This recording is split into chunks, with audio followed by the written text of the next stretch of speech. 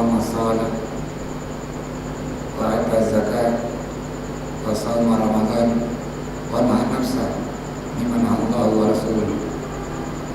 أشهد أن لا إله إلا الله وحده لا شريك له وأشهد أن محمدا عبده ورسوله.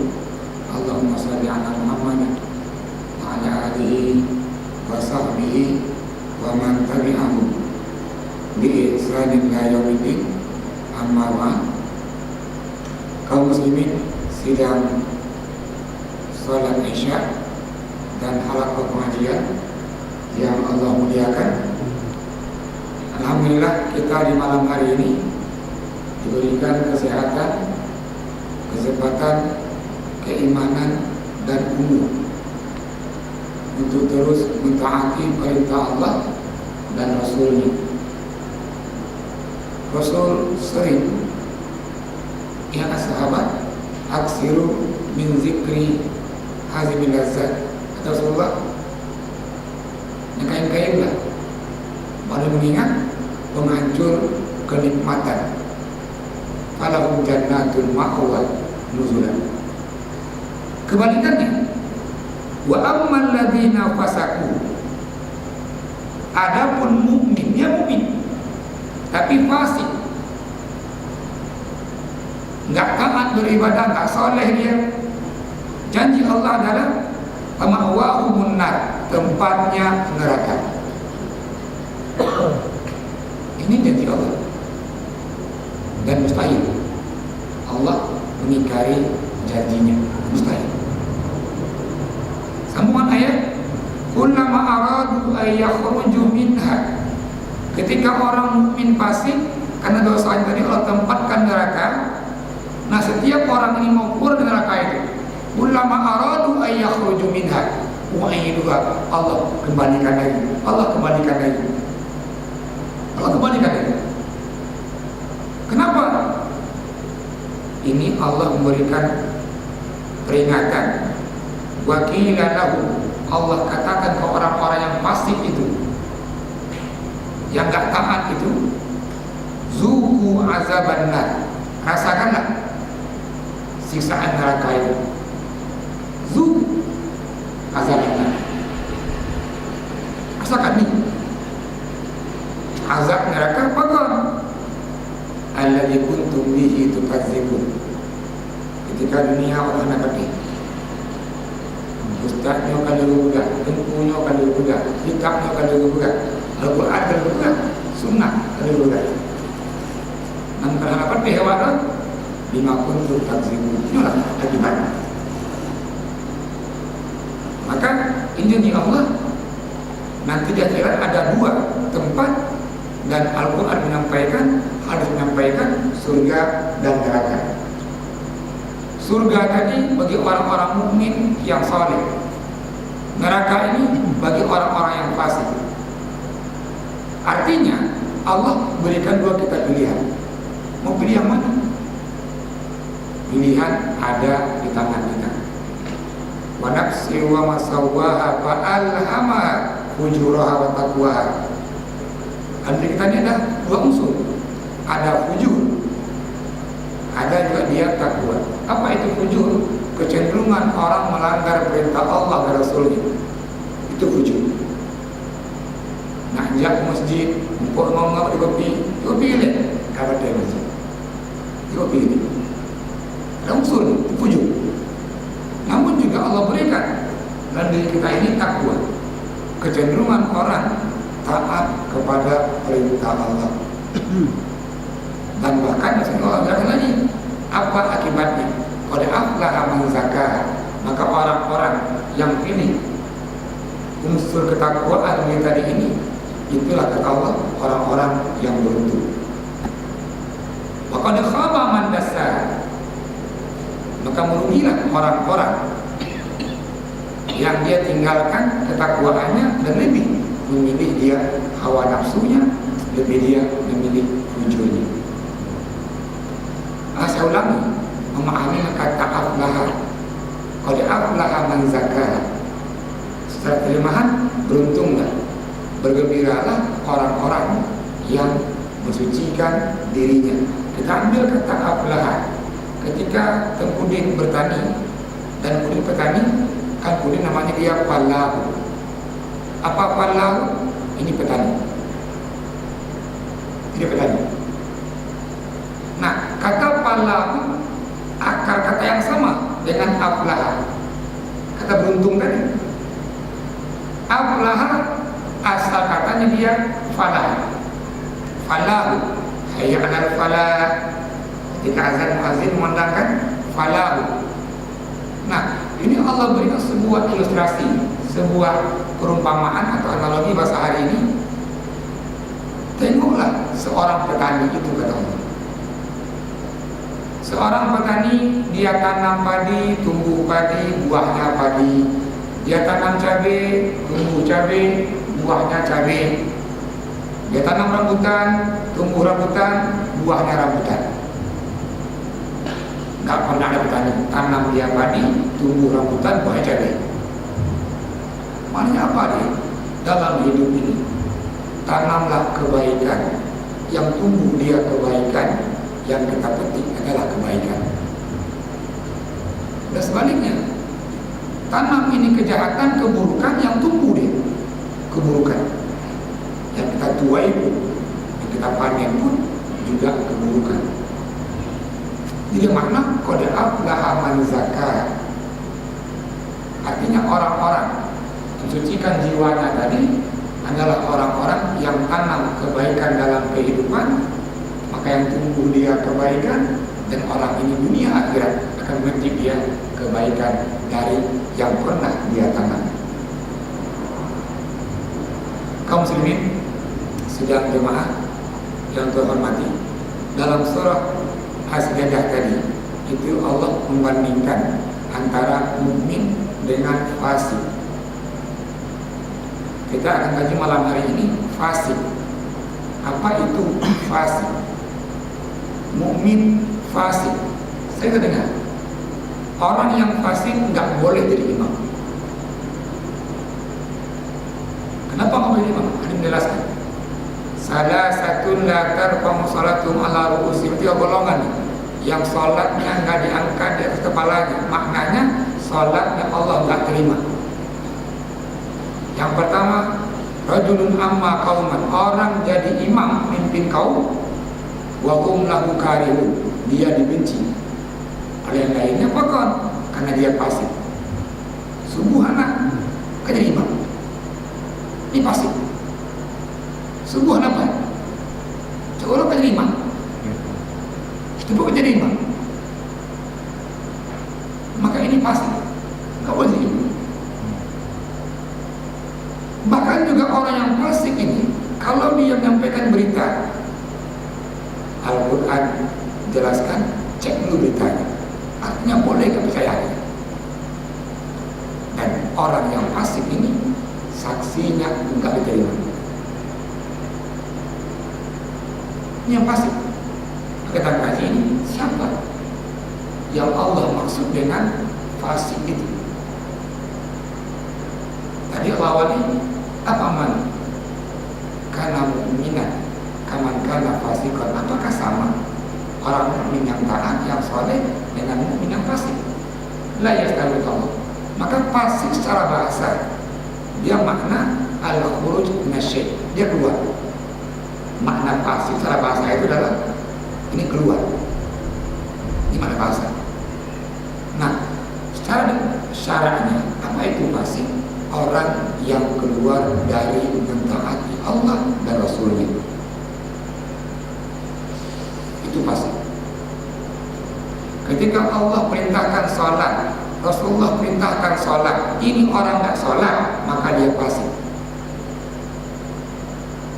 Allah perintahkan sambung satu rahmi, Allah ajarkan sambung satu rahmi, orang memutuskan satu rahmi, ini fasik. Allah melarang jangan menipu, jangan sakiti orang lain, Allah menyampaikan demikian juga. Nah ini orang menyakiti orang lain, itu fasik.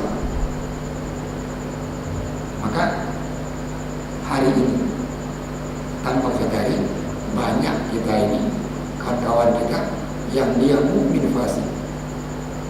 Fasik pun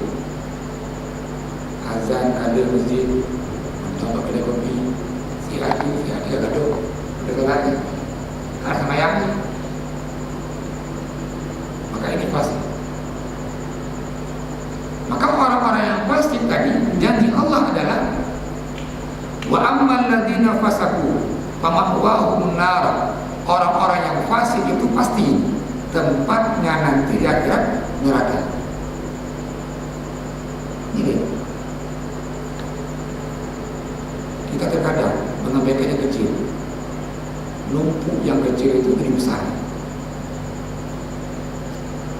Kita kaji nanti apa-apa saja dosa-dosa besar dan yang kecil itu. Yang tadi bahwa memahami ini pasti itu orang yang keluar dari perintah Allah dan Rasulnya. Artinya orang nggak mentaati Allah dan Rasulnya.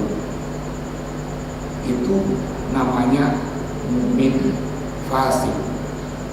Dan orang seperti ini jangan pernah disuruh jadi imam. Bahkan tadi hadis jelaskan sholatnya nggak diterima. Ya, ketiga hadis jelaskan. Yang tiga itu yang sholat diterima. Yang kedua itu adalah zaujatun batat, zaujuha alias itu seorang istri dia tidur malam hari sementara suaminya marah. Ini pun juga ibadahnya Allah nggak terima. Dan yang ketiga akhwani mutasarimani, dua orang saudara bertengkar dan nggak mau memaafkan. Ini hadis dari Imam Tirmizi, salah satu la tarfa'uhum salatu fawqa ru'usihim. Tiga golongan tadi Allah angkat salatnya di atas kepalanya. Artinya dia bersalat Allah nggak terima salatnya. Saya ulangi, rajulun amma qauman wa hum lahu karihun, orang dari imam yang dia dibenci. Yang kedua tadi seorang istri membuat suaminya marah dan malam hari itu suaminya marah dan dia tidur. Dan yang ketiga dua orang saudara yang berkelahi dan orang ini nggak mau memaafkan yang lainnya. Kaum muslimin sidang Arafah yang Tuhan hormati, nanti fasik dalam kajian ulama ada dia fasik. Yang pertama fasikun akbar, ini fasik besar. Maka ini fasik ditempatkan dia ini orang kafir. Ini fasik akbar. Dan yang kedua itu fasik asgar atau fasik kecil. Makna kecilnya dia nggak sampai ke level kafir. Ketika orang berbuat dosa dan dia syirik, ini sudah masuk dia ke fasik akbar. Kenapa? Dosa syirik Allah nggak ampuni. Ini fasik akbar. Nah, ketika orang mukmin namun dia mencuri, ini fasik asgar. Oh, dia mukmin tapi mabuk, banyak khamar, sabu-sabu, ganja misalnya, dia masuk ke fasik asgar. Artinya orang yang dia mukmin namun dosanya nggak sampai ke level syirik. Nah, kalau syirik berarti tidak masuk dia ke fasik akbar. Ketika orang mukmin dia nggak sholat, ini fasik. Ketika mukmin dia nggak berpuasa, itu fasik. Ketika orang mukmin dia punya wajib zakat, apakah zakat, itu fasik. Ketika orang mukmin dia mampu berhaji, nggak pergi haji, itu fasik. Maka ini yang pertama fasik, lebih dua dia fasik akbar, fasikun akbar, wa fasikun asgar. Yang besar sampai dalam syirik dia kafir. Dan yang asgar itu dia ya nggak sampai ke level syirik. Kita akan mengenali apa tanda-tanda orang-orang yang fasik itu, supaya apa nanti DKM khususnya menemukan Di orang ini ada kata-kata jangan dipilih jadi imam. Ya, Al-Quran itu menjelaskan Al-Baqarah ayat 27. Allah berfirman, alladzina yanquduna ahdallah min ba'di mitsaqi wa yaqta'una ma amara Allah bihi ayyusala yufsiduna fil ard ulaika humul khasirun. Ini ayat menjelaskan 3 karakter orang-orang yang fasik. Yang pertama, yanquduna ahdallah min ba'di mitsaqi. Ini artinya orang-orang yang melanggar perjanjiannya dengan Allah. Ketika orang dalam kandungan berumur 160 hari, ini janin disumpah oleh Allah, alastu birabbika, apakah saya Tuhan kamu? Kejanin itu dia menjawab iya. Maka ketika orang sudah dewasa tadi ini dia nggak sholat, nggak mentaati perintah Allah Sang Penciptanya, maka dia melanggar sumpah dengan Allah. Bukankah tujuan kita diciptakan untuk beribadah, mentaati Allah, tunduk dan patuh kepada Allah? Al-khudu wal-inqiyad billahi. Maka ini pertama. Yang kedua, wa yaqta'una ma amara Allah bi ayyusala. Ini memutuskan hubungan yang Allah perintahkan untuk menyambungnya. Innamal mu'minuna ikhwah. Saya menjelaskan, dua ayat menjelaskan Muslim itu saudara. Fa aslihu baina akhwayni. Bahkan menegaskan man yahdiru akhal fawqa salas, orang yang punya masalah dan tak ngomong lagi sampai 3 hari, lebih 3 hari, itu pun juga mukmin, masuk dia fasik. Maka ini orang-orang yang memutuskan satu rahmi itu orang-orang yang fasik juga. Apalagi ini orang memutus silaturahmi dengan karib kerabatnya. Haram hukumnya kita kezaliman anak dengan ayahnya, ayah dengan anaknya, adik ayahnya, abang ayahnya, zalim juga. Maka ini yang kedua. Yang ketiga, wa yufsiduna fil ard, orang yang suka membuat kerusakan di bumi ini. Tebang hutan, galak-galak dulu, mau pakai kagesang dulu, kebanjir,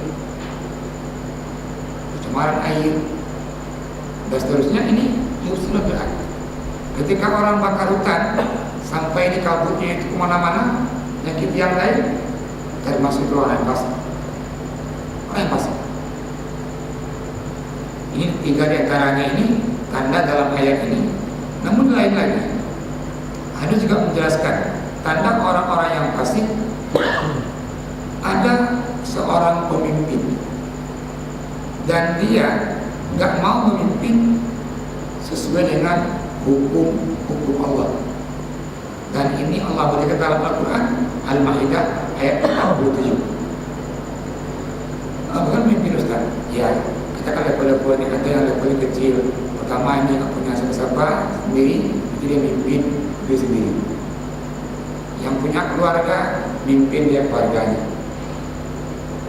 Yang punya kampung, dia punya kecil, dia mimpin kampung itu. Atau dia camat, dia mimpin kecamatan. Nah, ketika kepala keluarga dan kepala keluarga itu tidak melakukan hukum Allah di rumahnya, maka dia kepala keluarga yang fasik. Apa contohnya? Dia punya istri, istrinya tidak dikatakan hukum aurat. Dia punya anak perempuan, nggak perintahkan anak perempuan yang hukum auratnya.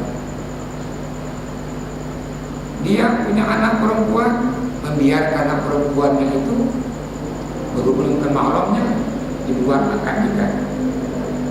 Maka ini juga pemimpin yang tidak melaksanakan hukum-hukum Allah dan dia termasuk fasik. Maka hadis juga menjelaskan 3 golongan yang Allah percepat hukumannya dunia. kelebihan umat Nabi Muhammad.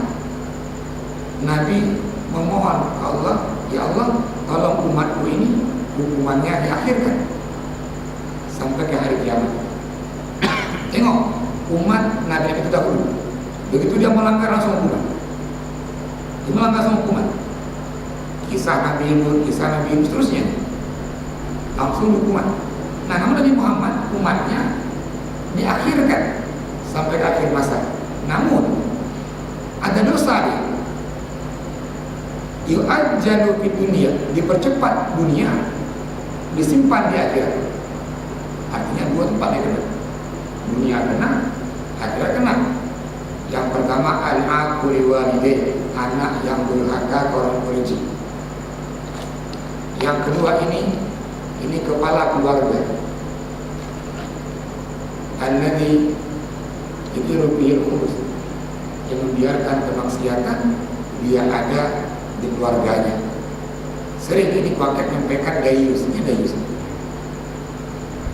Dayus. Siapa dayus? Alladzi yuqiru fi ahli khubuz. Kepala keluarga, pemimpin keluarga ini membiarkan dia kemaksiatan dalam keluarganya. Itu juga masuk dia yang fasik. Yang kelima, yang fasik juga orang yang melakukan dosa-dosa besar, ya seperti tadi doa orang tua, berzina, berjudi, sihir, membunuh yang lain, durhaka, menutup aurat, itu fasik. Yang keenam, orang yang fasik juga adalah orang yang tidak mengerjakan kewajibannya kepada Allah. Orang yang nggak sholat itu fasik.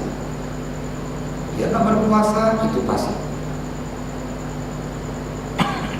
Ini kewajiban yang Allah berikan, Allah ajarkan dan dia nggak amalkan, itu fasik. Yang ketujuh, yang suka mengambil punya orang lain, ya baik itu mencuri, baik itu merampok,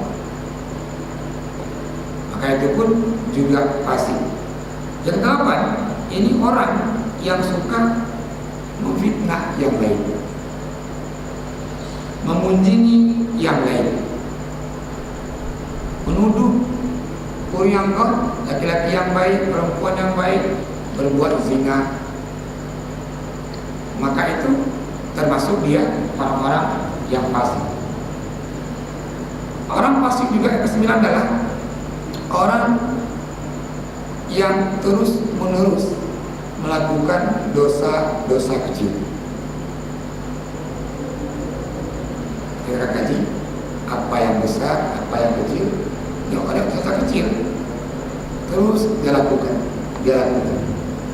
Hadis kata Imam Bukhari dan Imam Muslim itu menjelaskan, innal muslim la yara dzunubahu. Seorang muslim itu dia menengok dosa-dosanya, dia evaluasi, dia ingatlah dosa-dosanya itu dia ka'annahu tahta jabalin, dia bagaikan di samping dari gunung. Dia khawatir gunung itu akan menimpanya. Lakinnal fajir, namun orang yang fasik itu menengok dosa-dosanya itu kazubaba ala anfi, seperti lalat di atas hidungnya. Dia usir habis. Semua enggak lock, pasti hilang. Ini beda. Artinya orang mukmin itu sangat hati-hati, termasuk dosa kecil-kecil tadi. Makanya ayat sekarang ini, orang-orang yang fasik itu orang yang terus menerus melakukan dia dosa-dosa kecil. Inilah ciri-ciri orang-orang yang fasik. Selanjutnya juga pertanyaan, apa bahayanya atau hukuman balasan bagi orang-orang yang fasik. Yang fasik itu boleh kita celah, boleh kita hidup. Kenapa? Dalam kitab punya Imam Nawawi, Al-Azkar Nawawi, beliau menjelaskan, kata Nawawi, adzamu laisa bighibah. Kita mencela tapi bukan ghibah. Kata Imam Nawawi, mencela dan dia bukan ghibah. Bisita ada 6 perkara. Dan kita boleh mencelanya itu dan dia bukan ghibah. Yang pertama kata Imam Nawawi, mutazallimin, orang mengadukan kezaliman. Ada orang berbuat kezaliman, tajak bab kecil, bab hapus, atau ke hakim, terlaporkan. Simpulan kalau buat zalim. Ini bukti-buktinya. Itu kan ghibah. Itu ghibah. Bukankah ghibah itu Ustaz? Menyampaikan kejelekan orang lain. Iya. Namun ketika ini kezaliman ini disampaikan ke pihak yang berwenang untuk merubah orang itu bukan ghibah. Yang kedua, wa mu'arrifin, orang memperkenalkan. Kita punya jamaah ini, ada orang yang fasik mengaku dengku, berkedok dia. Nah, kita berharap jamaah kita nggak sampai tertipu dengan tipu yang berkedok tadi. Kita kenalkan ajaran dia begini. Itu pun bukan ghibah. Supaya apa? Jamaah ini nggak ikut ke orang-orang yang sesat itu. Yang ketiga, wa muhadzirin, untuk memperingatkan orang itu. Itu pun boleh, bukan ghibah. Yang keempat, ini wa muzhirin fiskon, untuk memperingatkan manusia bahwa menampakkan kefasikan-kefasikannya. Ada sebulan berbuat fasik dia, tampakkan jamaah kita ini. Si bantu ini dia dikerjakan. Itu enggak dihitung dia ghibah. Karena kita menyampaikan tadi ini supaya tidak diikuti. Selanjutnya, kata Imam Nawawi, wa mustaftin, orang minta fatwa. Ustaz, lengkalan meno, bubut meno, yang kibat bumi, minta fatwa untuk mustaftin. Itu pun juga enggak dihitung dia ghibah. Selanjutnya, yang terakhir ini, min talabil i'anah min izalatil munkar. Kita minta bantuan untuk menghilangkan itu. Dengan sampaikan tadi kefasikannya ini. Maka yang 6 perkara ini kata Imam Nawawi itu tidak ghibah. Dan kita boleh. Nah, artinya orang-orang yang fasik tadi kita boleh mencela. Yang kedua, apa yang bencana untuk orang-orang yang fasik itu? Kita boleh enggak percaya ucapannya. Allah menjelaskan dalam Hujurat ayat 6, ya ayyuhalladzina amanu in ja'akum fasiqun binaba'in. Wahai orang-orang yang beriman, kata Allah, kalau ada orang fasik menyampaikan sebuah berita atau berbicara, sebuah berita tadi ini, fatabayyin, boleh enggak percaya dulu, pastikan dulu. Ini akibat orang-orang yang fasik, boleh dia percaya. Yang ketiga, Allah mengancam orang-orang yang fasik itu, Allah tidak akan memberikan hidayah. Bukankah nikmat yang terbesar kita ini Allah memberikan hidayah? Maka dalam Al-Quran Allah berfirman, wattaqullah wasma'u wallahu la yahdil qaumal fasiqin. Wallahu la yahdil qaumal fasiqin. Allah akan bertunjuk ke orang-orang yang fasik. Artinya, ketika orang dah banyak dosanya, kita ingatkan dia melawan, membetul. Karena Allah enggak berikan lagi dia petunjuk. Di samping hatinya Allah tutup, yang kedua juga Allah tutup orang itu dari petunjuk Allah. Dari mana Ustaz? Langsung Allah mengabarkan, wallahu la yahdil qaumal fasiqin. Itu Al-Maidah 108. Namanya dalam surah Shafat juga ayat 5, Kemudian Allah ulangi, wallahu la yahdi qaumal fasiqin. Allah akan memberikan petunjuk ke orang-orang yang fasik. Terus dan bahkan setelah Allah memberikan petunjuk orang-orang yang fasik tadi, yang keempat ini Allah memberikan ancaman juga ke orang-orang yang fasik itu. Allah akan memberikan orang itu kesesatan. Al-Quran Al-Baqarah 26 itu menjelaskan wa may yudillu bihi illal fasiqin. Orang-orang yang Allah sesatkan adalah orang-orang yang fasik. Yang ngakunya dia beriman, ngakunya umat Nabi, namun gak mentaati Allah dan Rasul. Makanya Allah akan menyesatkan orang-orang yang fasik. Yang kelima, setelah Allah memberikan petunjuk, yang kedua Allah sesatkan lagi orang itu. Dan yang kelima ini Allah akan berikan azab musibah bagi orang-orang yang fasik. Al-Quran Al-Baqarah menjelaskan, "Fabaddala alladziina zalamu qawlan ghayra alladziina qila lahum fa anzalna 'alal ladziina zalamu rijzan minas samaa'i ma kanu yafsukun." Allah turunkan musibah dari langit ini. Kenapa? Di ujung ayat Allah menjawab, bima kanu yafsukun, karena mereka fasik. Artinya orang yang fasik ini itu Allah berikan musibah lagi. Udah musibah mendapat petunjuk, musibah disesatkan, musibah lagi Allah turunkan dari langit. Bagi orang-orang yang fasik juga itu Allah berikan hukuman lagi. Yang keenam adalah Allah tidak memberikan keridhoannya, atau Allah tak ridho dengan orang-orang yang fasik.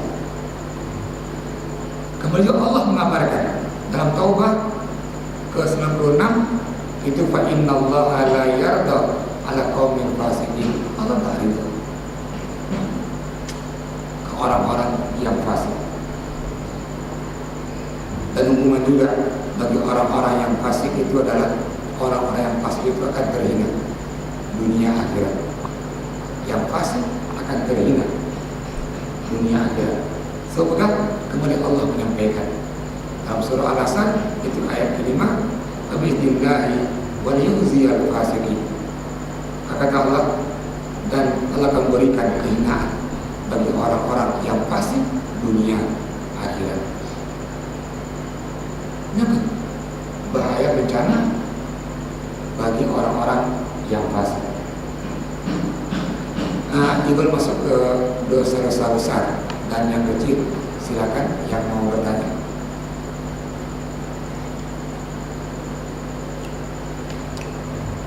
Masalah jadi tiba lah. Kalau dia ada pihak berat, pihak hati, dia mampu di pihak hati betul. Itu barang itu cuma dekat. Dulu lagi mah. Sementara banyak pihak aku mah. Yang kibar. Ya. Terima kasih. Nanti Allah akan menjelaskan siapakah orang-orang yang bertakwa. Di antaranya adalah wal kadhimina al-ghaiza. Yang bertakwa itu pertama wal kadhimina al-ghaiza. Ini orang-orang yang menahan amarahnya. Maka siapakah mukmin yang terkuat? Rasul bertanya, "Ya Rasulullah, siapakah mukmin terkuat?" Rasul menjawab, "Alladzi yamliku al-ghadab." Orang-orang yang menahan kemarahannya, walaupun dia mampu untuk marah. Maka yang pertama ini sifat tadi adalah dia wal kadhimin al-ghaiza. Dan yang kedua wal afina 'anil nas. Orang-orang yang memaafkan yang lainnya.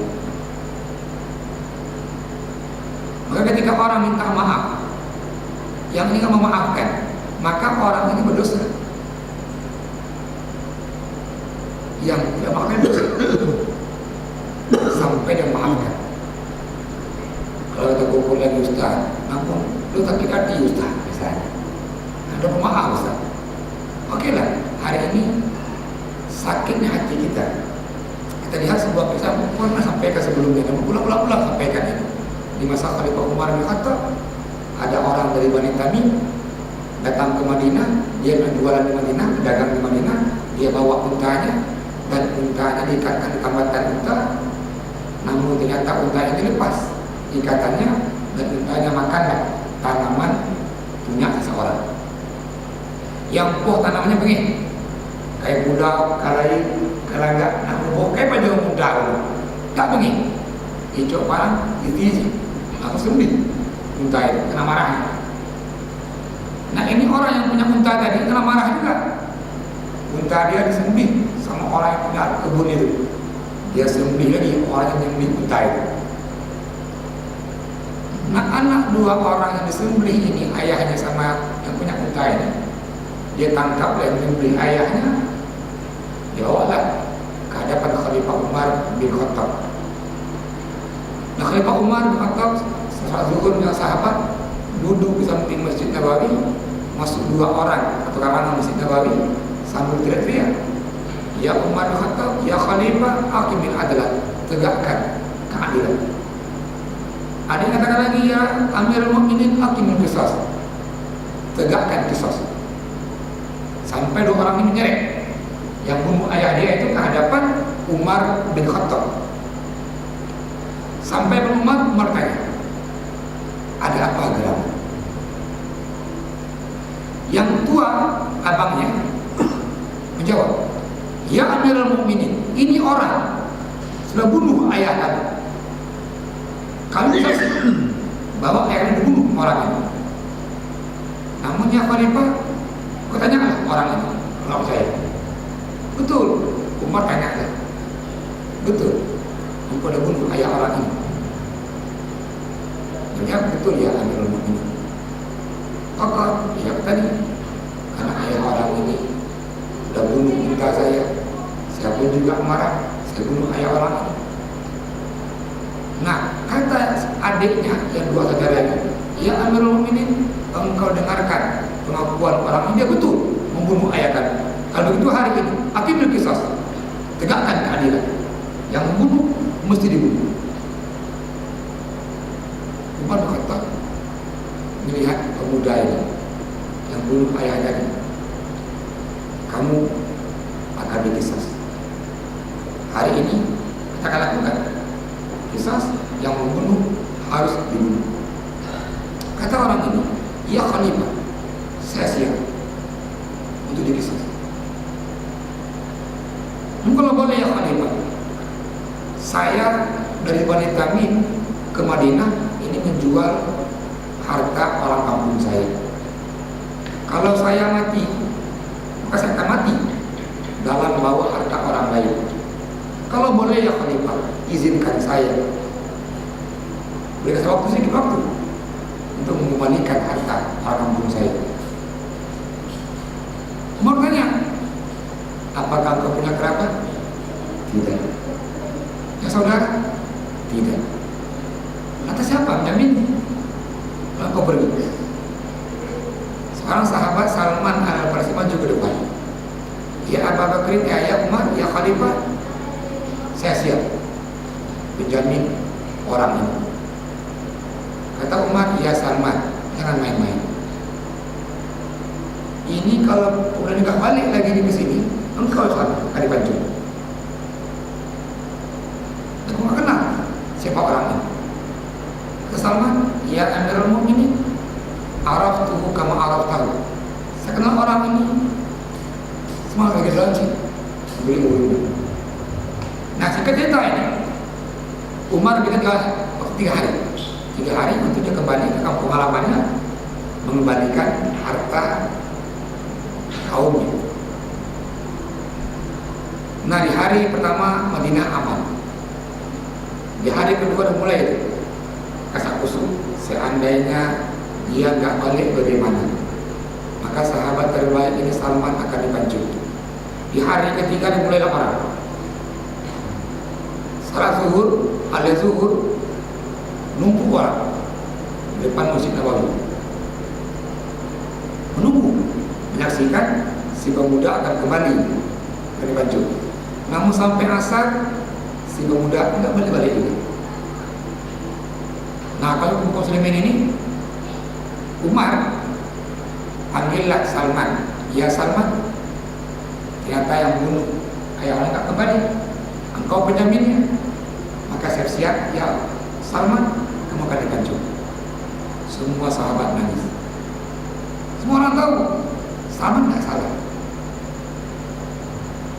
Namun dia menjamin pembunuh ayah orang ini, dan dia akan kembali orang itu. Salman siap-siap untuk dipancung.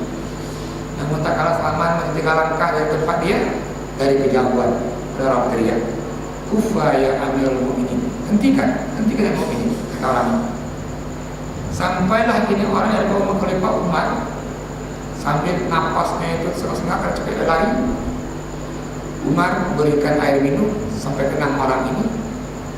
Namun yang Umar tanya adalah, "Wahai pemuda, kenapa kau mau mengantarkan nyawamu ke tempat ini? Kamu bisa aja lari, kamu gak dipancung."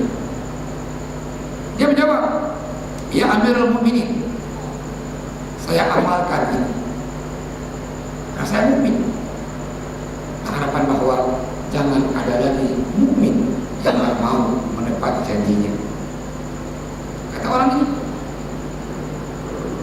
Terus Umar melihat Salman dan bertanya, "Ya Salman Al-Farisi, kok kau mau menjamin pemuda ini dan engkau sendiri gak kenal orang ini?" Kata Salman, "Ya Amirul Mukminin, saya amalkan ini supaya apa? Jangan ada lagi di antara kaum muslimin saling tak percaya lagi dengan yang lainnya." Nah, 2 saudara tadi yang dibunuh ayahnya maju ke depan sambil menangis. Dia katakan, "Ya Amirul Mukminin, pada hari ini semua saksinya kami berdua adik abang memaafkan dan membunuh ayah kami, dengan harapan bahwa jangan ada lagi setelah ini kaum muslimin tidak mau lagi maafkan yang lain." Artinya kesalahan membunuh belum besar level orang bunuh ayahnya tadi. Ini orang yang bunuh ayahnya, dia maafkan pembunuhnya. Kita paling apa? Terhina sedikit, singgung sedikit. Maka tadi ketika orang minta maaf, nggak mau memaafkan, maka dia berdosa. Sifat orang bertakwa adalah wal afina 'anil nas, memaafkan yang lain. Ini. Ya, terima kasih. Yang lain silakan. Kalau tidak, saya masuk ini. Kita bagaimana caranya ini membedakan dosa-dosa besar dengan dosa-dosa kecil. Ada hadis dari Imam Bukhari dan Imam Muslim itu merincikan, "Ijtani sab'a mubiqat." Jauhi Rasulullah itu 7 dosa besar. Yang pertama asyirku billah, syirik kepada Allah. Yang kedua dalam hadis ini dijelaskan juga adalah wasihir, sihir. Sihir itu dosa besar. Yang ketiga waqatlun nafs allati haramallahu illa bil haqq, membunuh orang. Itu dosa besar. Yang keempat wa aklur riba, makan riba. Jadi Rasul ingatkan, saya di ala ummati zaman la yaqawna riba hatta yaqum. Nanti kalau ada masa seperti ini, itu orang nggak lepas dari riba sampai yang menghindar pun dapat dia uangnya,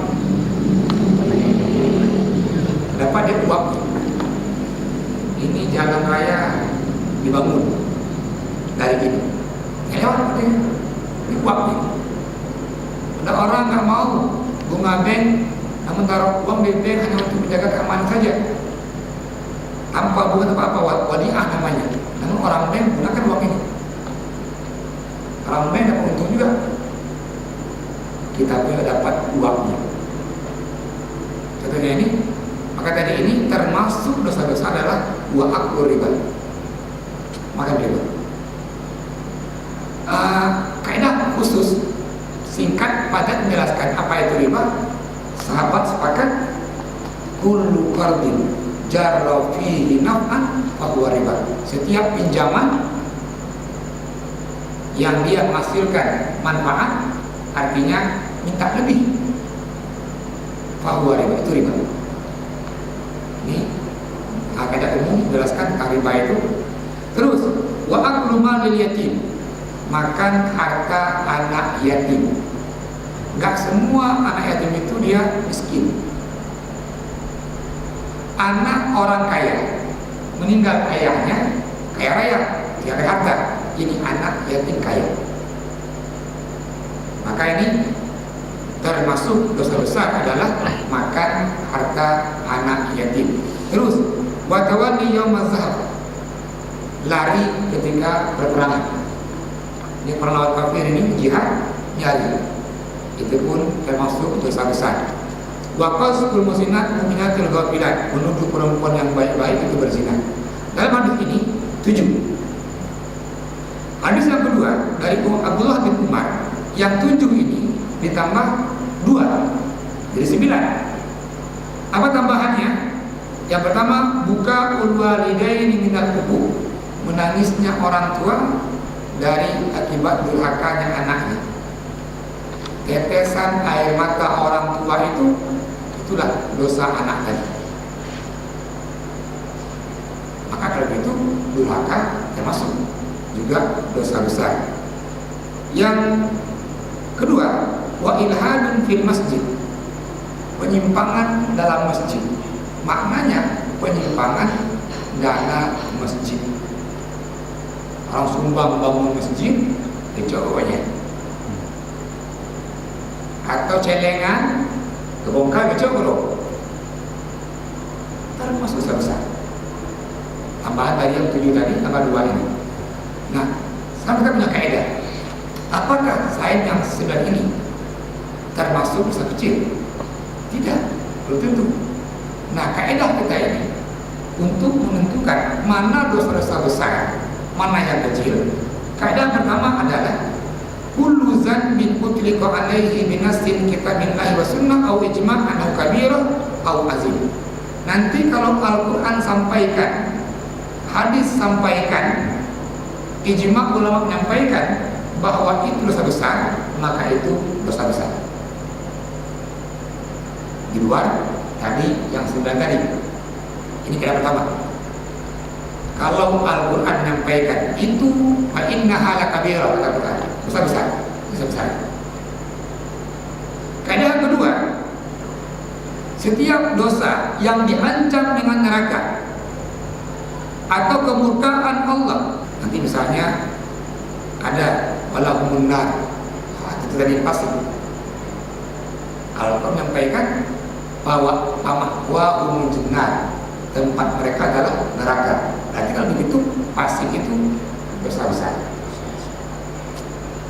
Nah, setiap yang pernah menyampaikan bahwa ada sanksinya dia dengan neraka atau kemurkaan Allah atau ada azab laknat Allah, maka itu termasuk dosa besar. Yang ketiga, ketika dosa dalam Al-Quran dan hadis langsung disebutkan dia hukumannya.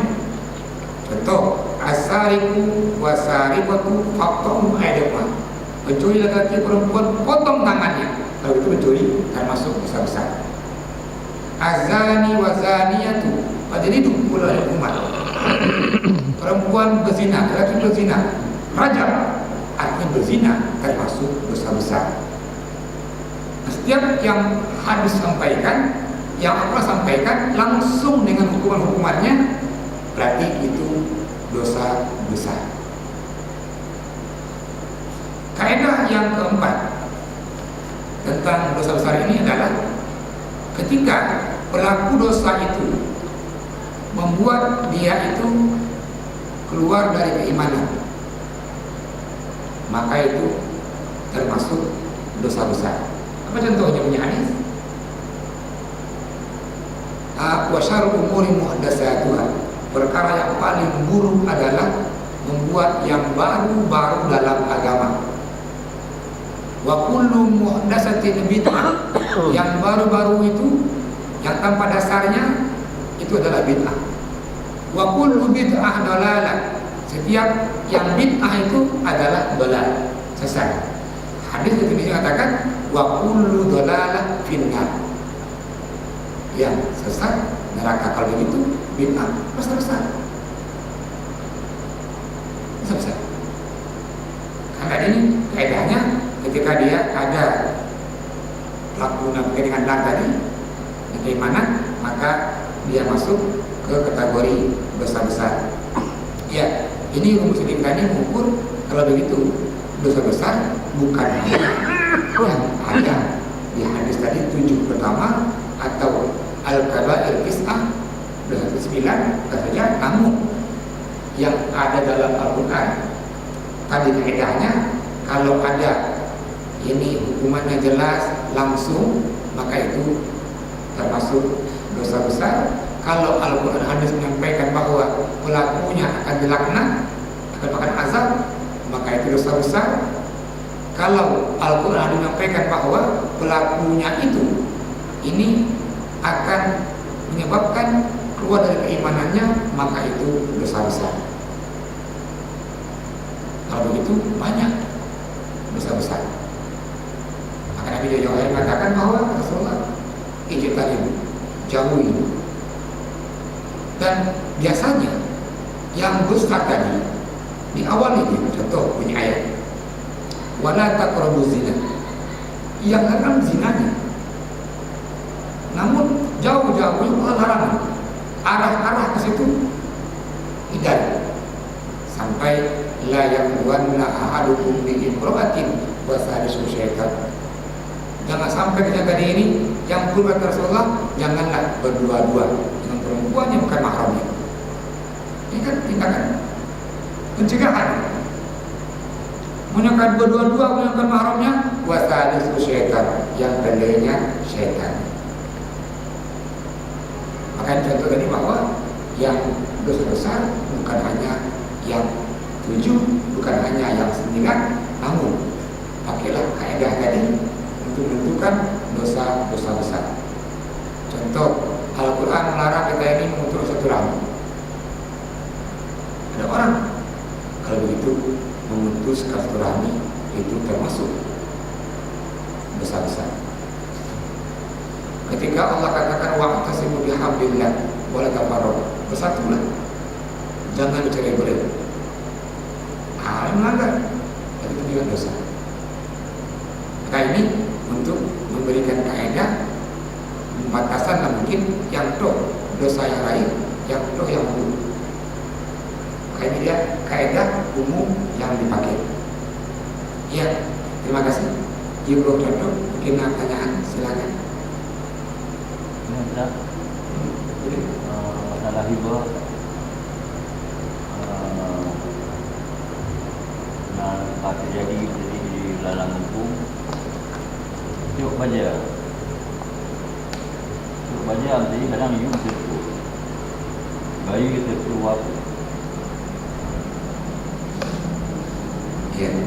yuk pada tabuh tak 5 kilo bayi 6 kilo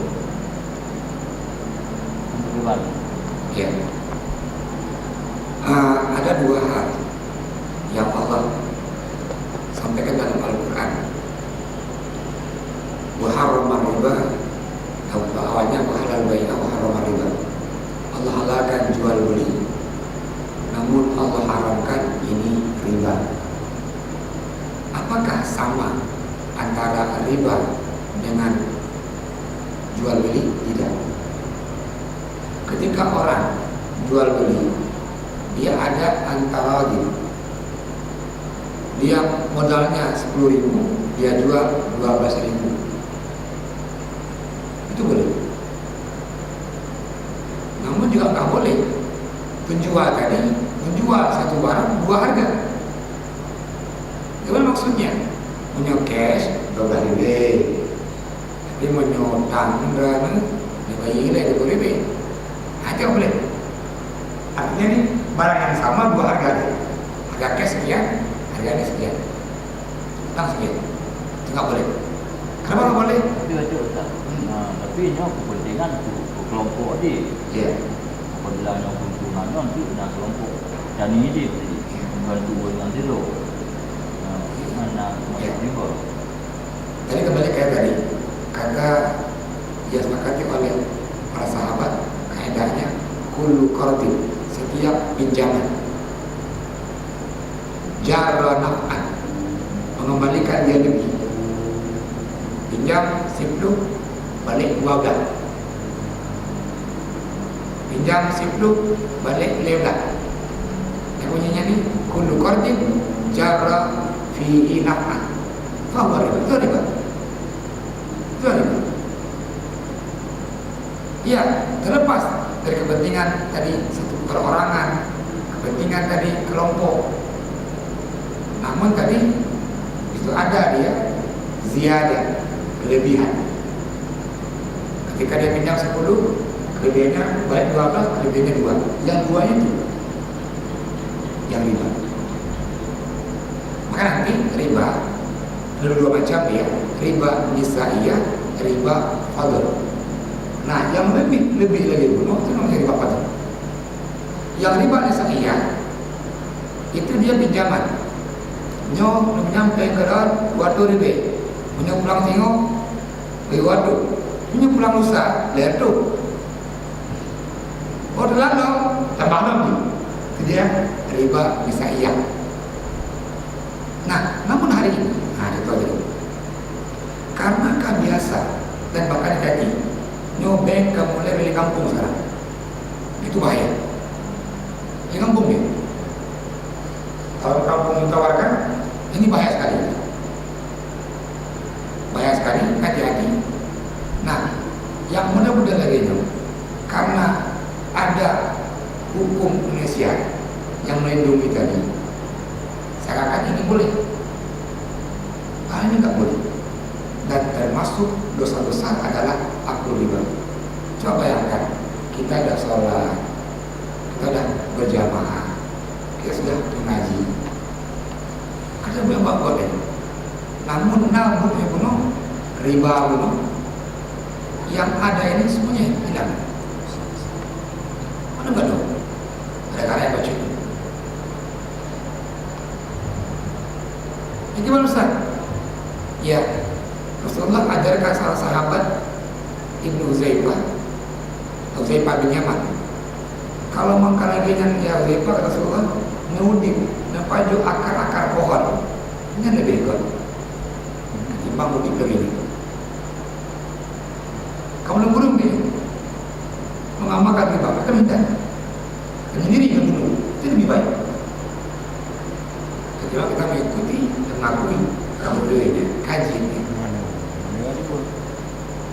Kaji pada pegangan kaji juga. Ini sudah kita ada. Maka Rasulullah ajarkan ke Huzaifah bin Yaman, nyudip ke dua gede, nepaju akar-akar pohon, itu jauh lebih baik. Jadi ini. Terima kasih. Ya, terima kasih. Sang KB. Ya, mohon maaf atas segala kekurangan. Mari kita amalkan yang sedikit ini. Kita ambil dulu sejam 20 menit untuk mengkaji apa mukmin yang sebenarnya dan mukmin yang fasik. Dan kita berdoa semoga kita enggak termasuk mukmin yang fasik. Bergantung dengan doa kafarah majelis. Subhanallah. Astagfirullah wa atubu ilaik. Assalamualaikum warahmatullahi